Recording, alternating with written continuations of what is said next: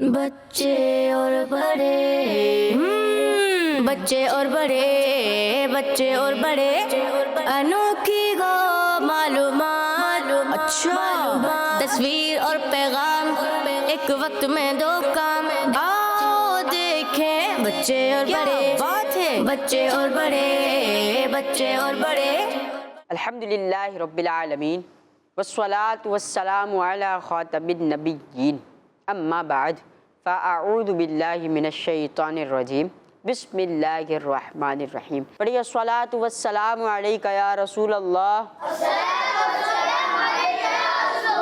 الصلاة والسلام علیکہ یا حبیب اللہ الصلاة والسلام علیکہ یا نبی اللہ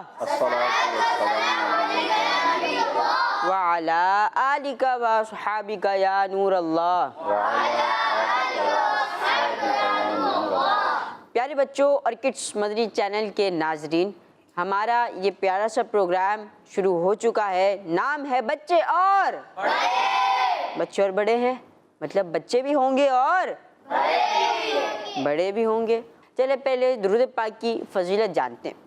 پیارے آقا صلی اللہ تعالیٰ علیہ وسلم نے ارشاد فرمایا، اولی الناس بیوم القیامت اکثرہم علی صلاۃ، کہ قیامت کے دن مجھ سے قریب وہ ہوگا کہ جس نے دنیا میں مجھ پر کثرت سے درود پاک پڑھے ہوں گے۔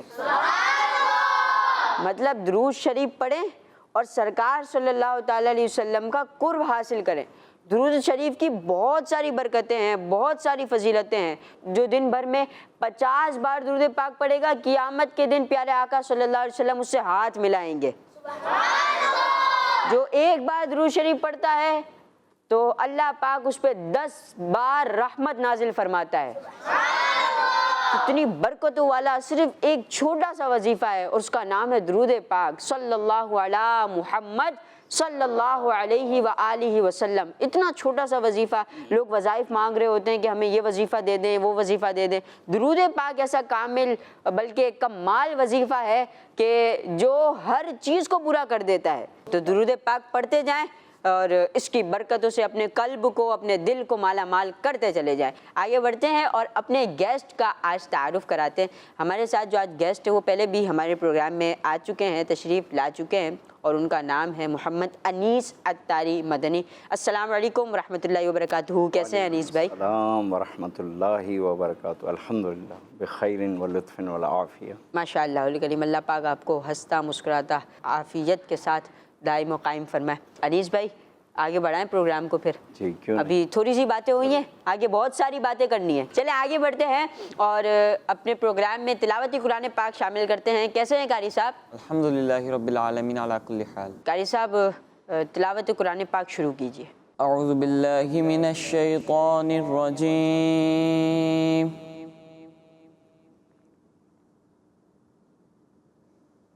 بسم اللہ الرحمن الرحیم۔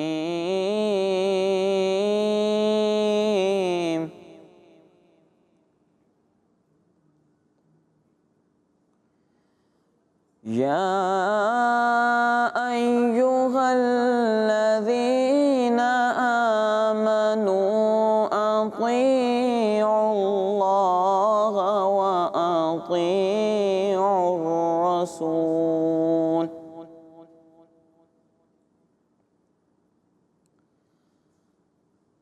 اطیعوا اللہ واطیعوا الرسول وأولی الأمر منکم،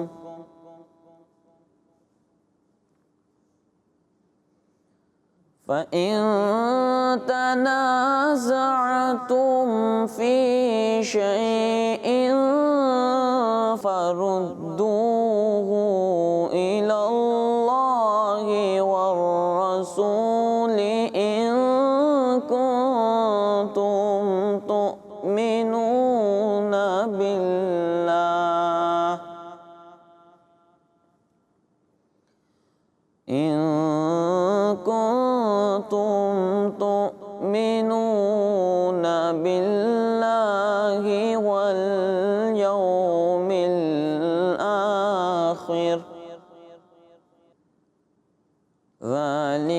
خير وأحسن تأويلا.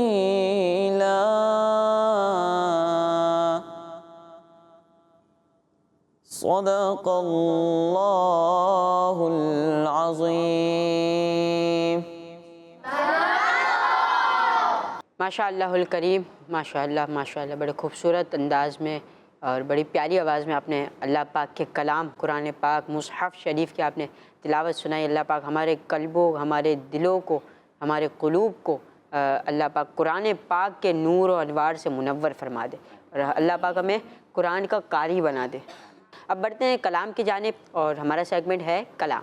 بچے اور بڑے، بچے اور بڑے، ان کا منگتا جو منگتا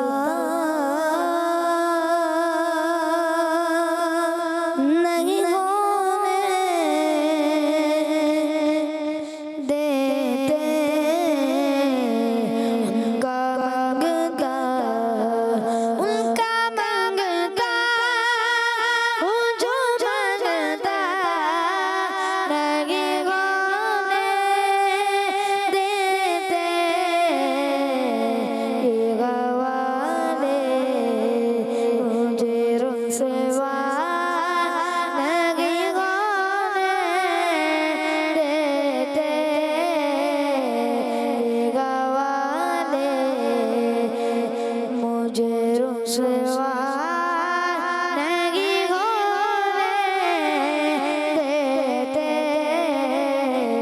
میرے گھر کی کرتے ہیں وہ پردہ پوشی.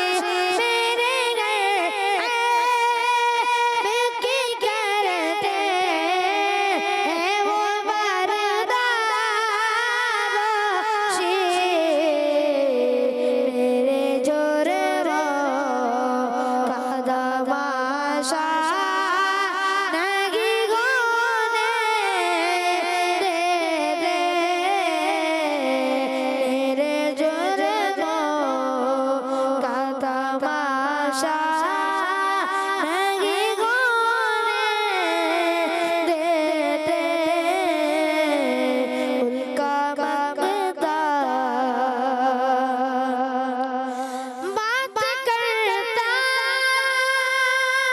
ہوں تو آتی ہے مہکتا. باقی بات کرتا ہوں تو آتی ہے مہکتا. باقی میرے لہجے کو میلا نہیں ہونے دیتے. میرے لہجے کو میلا نہیں ہونے دیتے. ان کا منگتا اپنے منگتوں کی وہ فہرست میں رکھتے مجھے. اپنے منگتوں کی وہ فہرست میں رکھتے ہیں مجھے. مجھ کو مانگتا جو کسی کا نہیں ہونے دیتے. مجھ کو مانگتا جو کسی کا نہیں ہونے دیتے. ان کا منگتا جو منگتا نہیں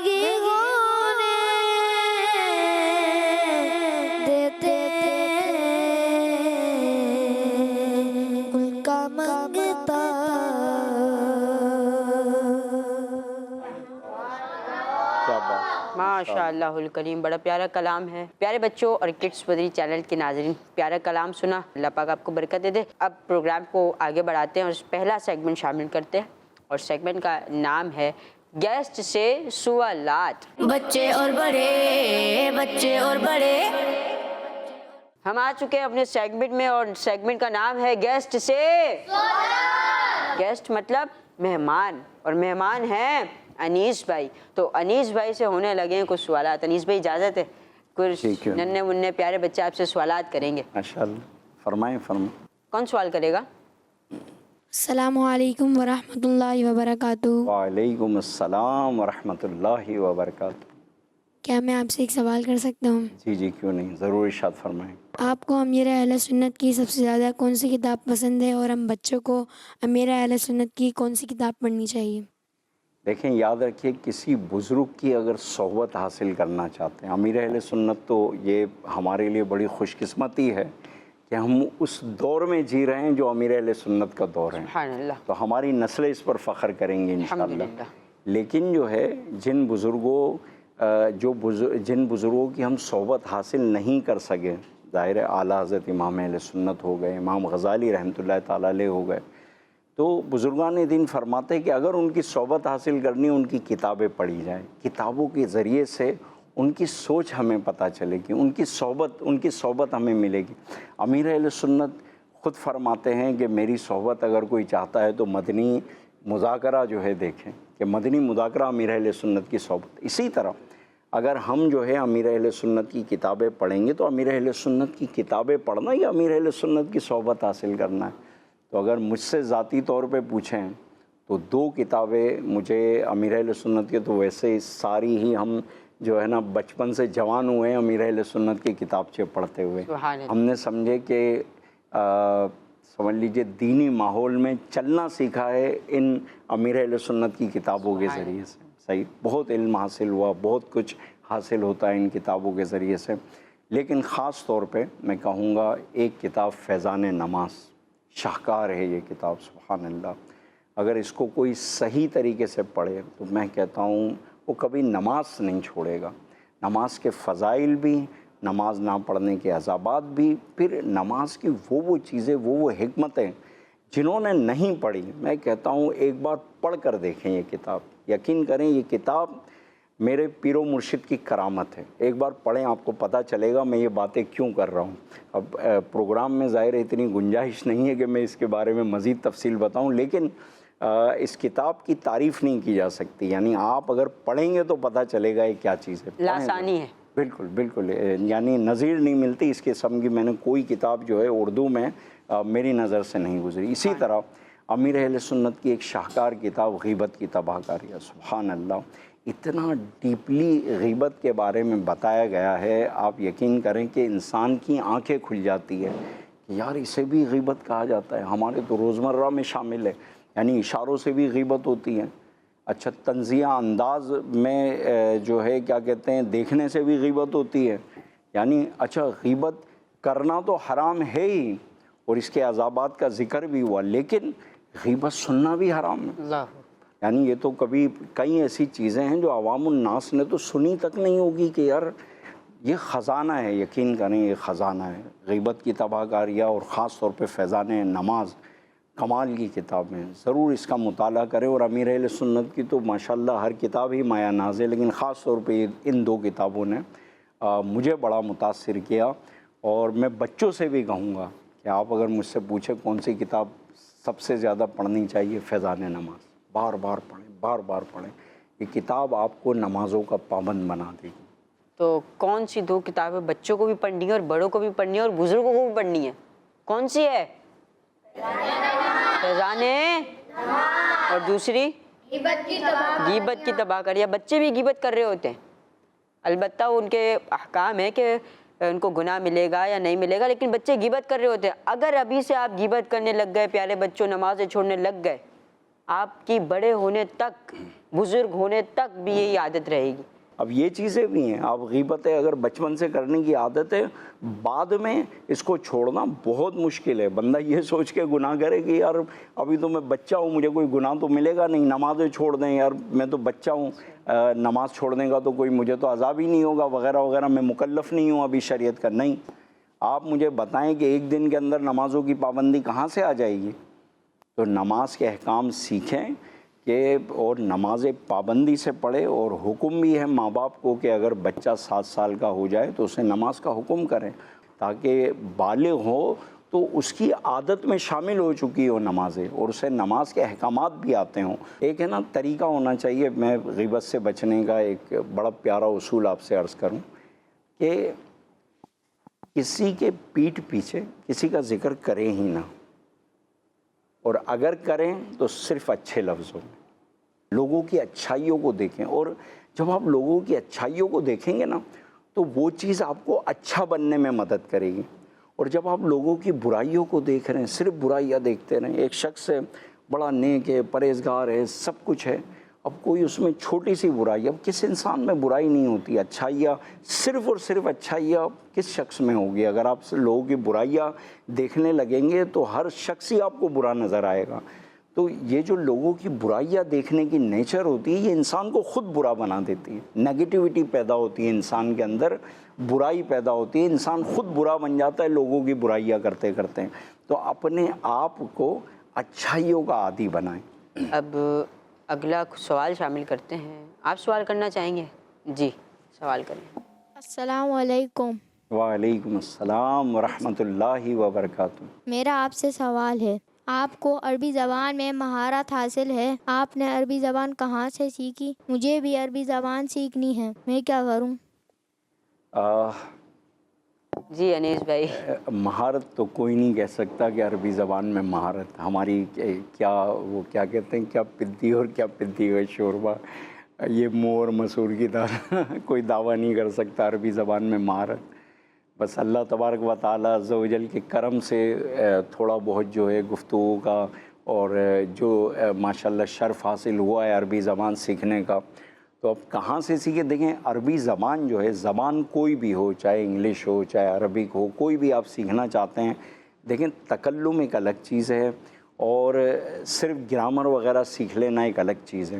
تو عربی زبان اگر آپ بولنا چاہتے ہیں، تکلم چاہتے ہیں عربی زبان میں، تو آپ کو لازمی عربی زبان سیکھ کر بولنا پڑے گا۔ جیسے ہمارے یہاں درس نظامی کروائی جاتی ہے، تو علماء ہیں درس نظامی پڑھتے ہیں، گرامر پڑھتے ہیں درس نظامی کی، لیکن جو ہے عربی گرامر وغیرہ پڑھتے ہیں، لیکن جو ہے بولنا نہیں آتا۔ اس کی وجہ یہی ہوتی ہے کہ پریکٹس نہیں کرتے۔ دیکھیں کسی بھی زبان کو سیکھنے کے 3 اسٹیجز ہوتے ہیں۔ پہلی چیز ہے کہ سماعت، سننا، بہت زیادہ سنیں اس زبان کو۔ نمبر 2 یہ ہے کہ لکھنا، اور نمبر 3 یہ ہے کہ بولنا۔ اچھا ہم نے کہاں سیکھی عربی زبان؟ جہاں تک اس کا تعلق ہے تو دعوت اسلامی کی برکتیں، امیر اہل سنت نے حکم فرمایا تھا، اور مجھے یمن میں قافلے میں جانے کی سعادت حاصل ہوئی، اور یمن کا ماحول بھی تھا، ظاہر ہے وہاں سارے عربی تھے، اردو بولنے والے کوئی ملتے ہی نہیں تھے، تو بول کے یہ حالت ہو گئی تھی کہ جب ہم واپسی آ رہے تھے ہمیں اردو بولنے میں تکلف ہوتا تھا، یعنی اردو بولتے تھے اس میں عربی کے الفاظ نکلتے تھے۔ 2 سال ہم شروع میں یمن میں رہے، ویسے تو اللہ کا شکر ہے میں نے تقریباً 14 سے 15 سال یمن میں گزارے ہیں، لیکن جو ہے شروع کے 2 سال بہت زیادہ عربی تکلم اور عربی پہ مہارت حاصل کرنے کی کوشش کرتے تھے، عربی سیکھنے کی۔ تو جب واپسی آ رہے تھے یہ حالت تھی کہ ہم سے اردو بولنے میں ہمیں تکلیف ہو رہی تھی، اس قدر ہم عربی بولتے رہتے تھے دن بھر۔ تو بس شوق سکھاتا ہے، شوق۔ اور عربی زبان جو ہے پیارے آقا صلی اللہ علیہ وسلم کی زبان ہے، جنتیوں کی زبان ہے عربی زبان، اور عربی زبان اللہ کا کلام عربی زبان میں نازل ہوا۔ تو عربی زبان جو سیکھتا ہے ظاہر ہے اسے قرآن و حدیث سمجھنے میں بڑی آسانی ہو جاتی ہے۔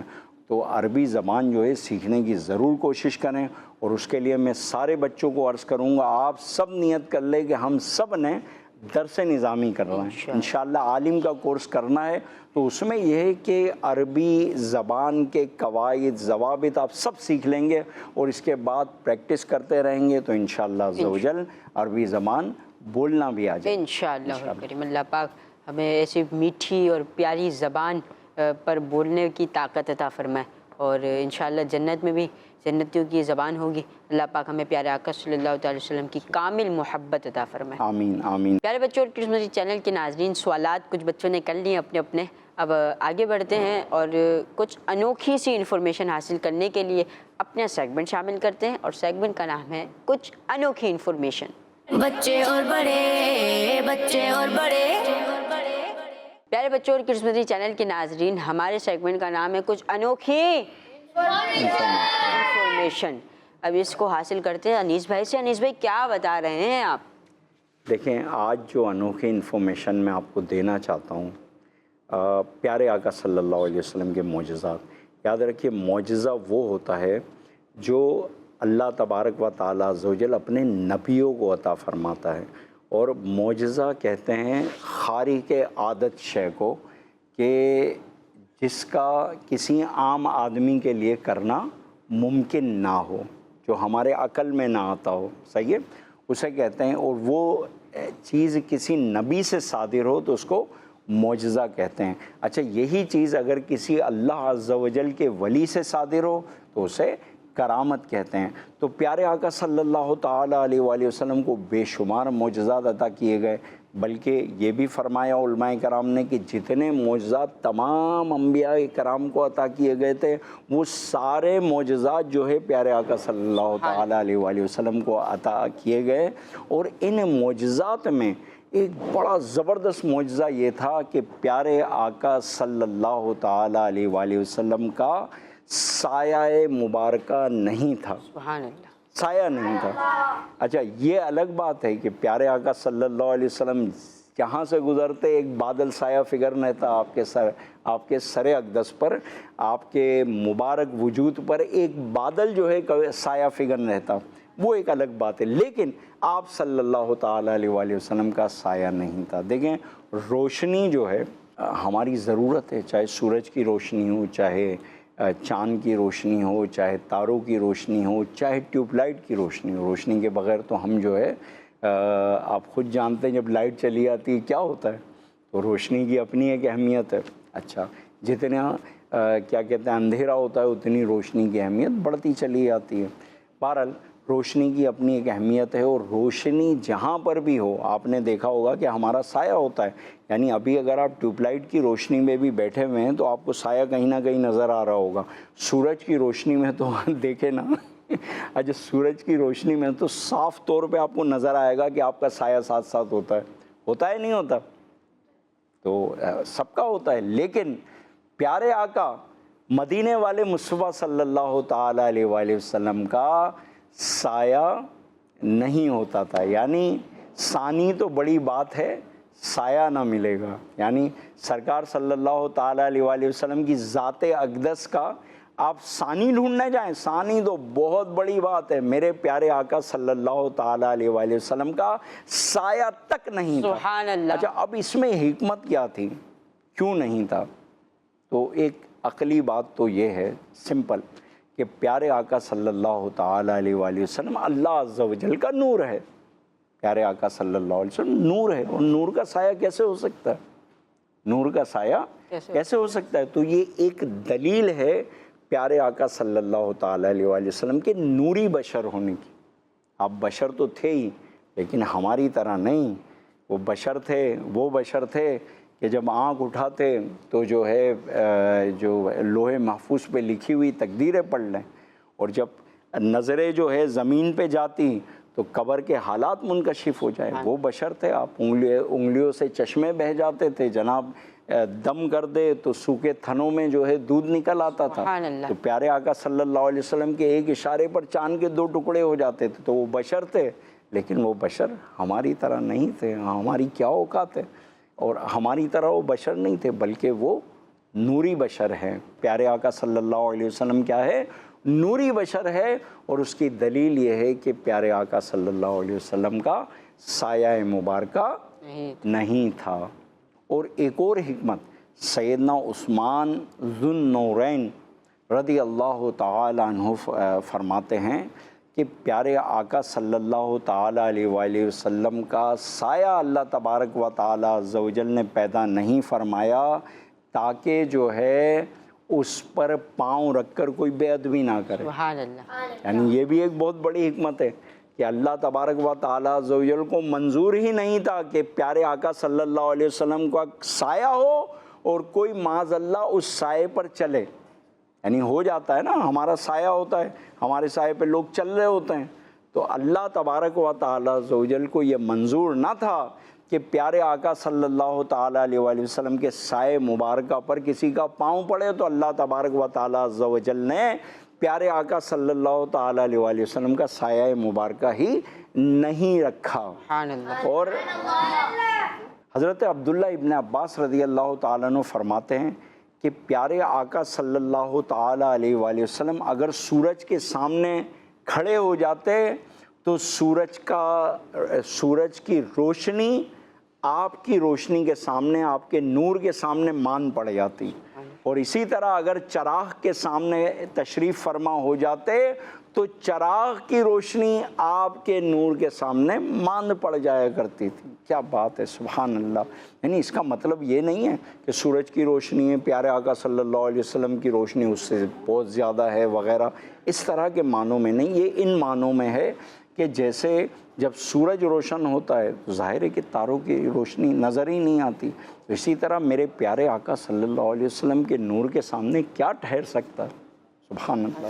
ماشاء اللہ. پیارے آقا صلی اللہ تعالیٰ علیہ وسلم کی ہم نے نوری بشر ہونے پر دلیل بھی سنی اور عقلی دلیل بھی سنی. اس کے علاوہ حضرت عثمان غنی رضی اللہ تعالیٰ عنہ کا فرمان بھی سنا.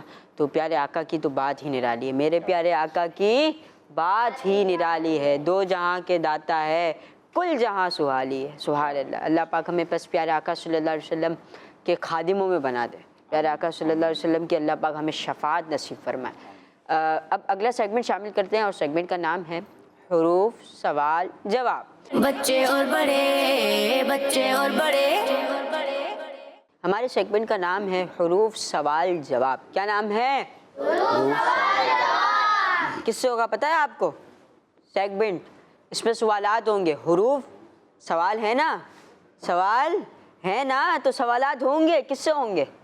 آپ سے. تیار ہیں؟ تو اب میں بتا دوں کیسا سوال ہوگا آپ سے. آپ نے تو بڑے مزے کے سوالات کر لیا انیس بھائی سے ہیں. اب آپ سے سوالات ہونے. کیسے ہونے؟ تو ہوگا کچھ یوں کہ پیارے بچوں آپ کو ایک حرف دیا جائے گا، اس سے کویشچن ہوگا، آپ نے آنسر دینا ہے. ٹھیک ہے؟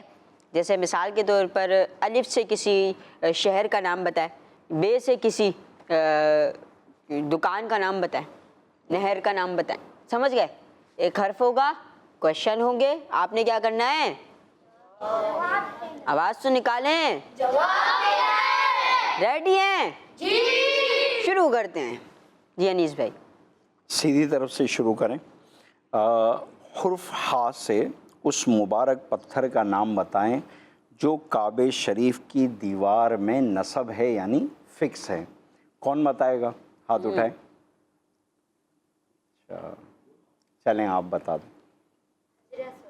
حجرہ اسود. حجرہ اسود وہ پتھر ہے کہ جو کعبۃ اللہ شریف کی دیوار میں نصب ہے، اور جب ہم عمرہ کرنے کے لیے جاتے ہیں، طواف کرتے ہیں، تو اس پتھر کا استلام کر کے طواف شروع کرتے ہیں. اسلام مطلب؟ استلام کہتے ہیں پتھر کو چومنے کو، اور اگر چوم سکیں تو اچھی بات ہے، ورنہ تو اکثر ممکن نہیں ہوتا. رش ہوتا ہے، چومنا بڑی مشکل سے سعادت ملتی ہے. الحمدللہ کئی مرتبہ عمرہ کرنے کی سعادت حاصل ہوئی ہے، لیکن ایک ہی بار چومنے کی سعادت حاصل ہوئی، وہ بھی ان دنوں میں جب عمرہ تقریباً بند ہونے والا تھا. تو ورنہ عام طور پہ اتنا رش ہوتا ہے کہ آپ جو ہے بڑی مشکل سے چومنے کی سعادت حاصل کر سکتے. تو حکم یہ ہے اگر چوم نہیں سکتے تو عام طور پہ لوگ دھکم دھکی کر کے اور بس کہتے ہیں وہ کسی طرح بھی بس چومنا ہے پتھر. اس کے لیے چاہے کسی کو زخمی کر دیں، کسی کو ہاتھ مار دیں، کوئی مسئلہ نہیں ہے. یاد رکھیے کہ یہ چومنا تو سنت ہے، لیکن یہ لوگوں کو زخمی کرنا، ہاتھ مارنا یہ منع ہے، ناجائز ہے. آپ کیسے کسی کو ہاتھ پاؤں مار کے آپ جناب کیا کہتے ہیں، یہاں کوئی تھوڑی جہاد کرنا ہے.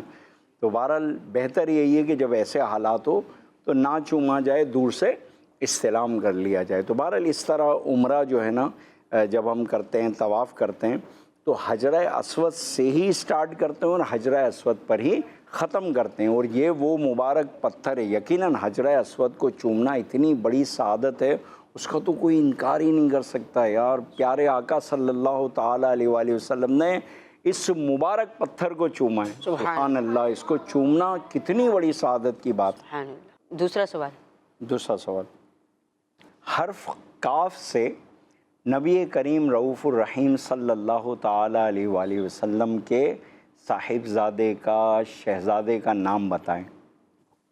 قاسم۔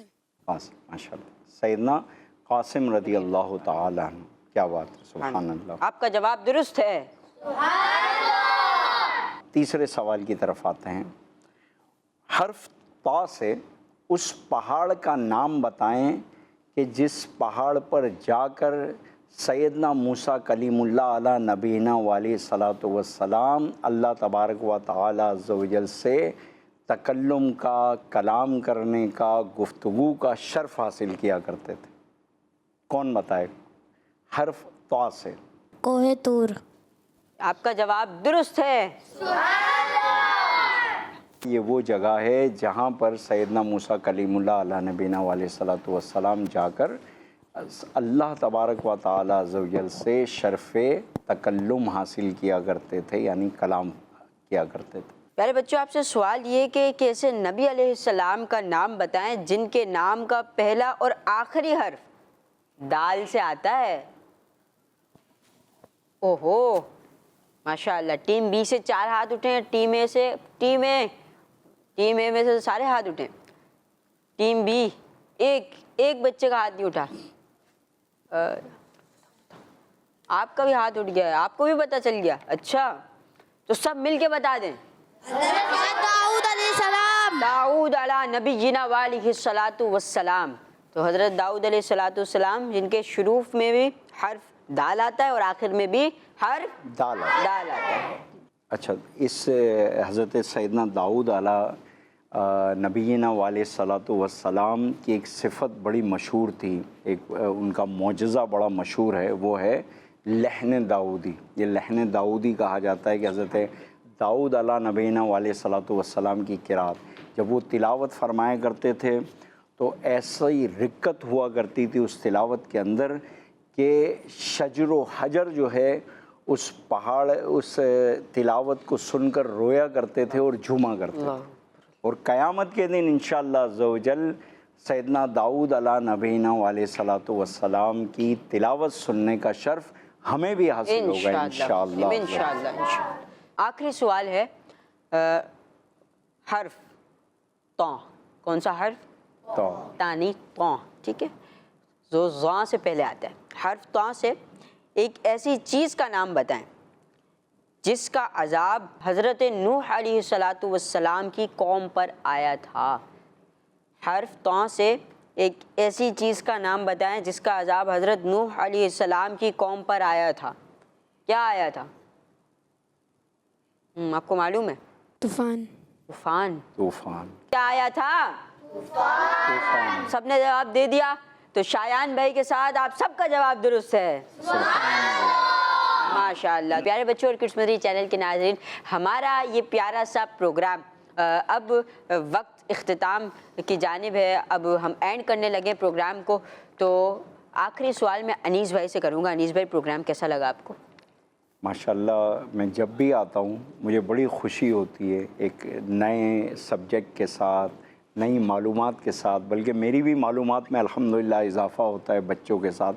اللہ تعالیٰ اس گلشن کو لہلہاتا رکھے، مدنی چینل کو سلامت رکھے، کڈس میں مدنی چینل کو خوب ترقی عطا فرمائے، اور مدنی چینل کے ناظرین کڈس مدنی چینل ضرور دیکھیں، اپنے بچوں کو بھی دکھائیں تاکہ بچوں کے علم میں اضافہ ہو۔ یہی وقت جو بچے کارٹونز دیکھنے میں یا الٹے سیدھے پروگرامز دیکھنے میں گزارتے ہیں ٹی وی کے سامنے، جس سے بچوں کے اخلاقیات پہ اثر پڑتا ہے۔ یعنی عام طور پہ ہمارے یہاں ماں باپ شکایت کرتے ہیں کہ بچے بدتمیز ہو گئے ہیں، تو تڑاک کر رہے ہیں، ہمارا ادب نہیں کرتے۔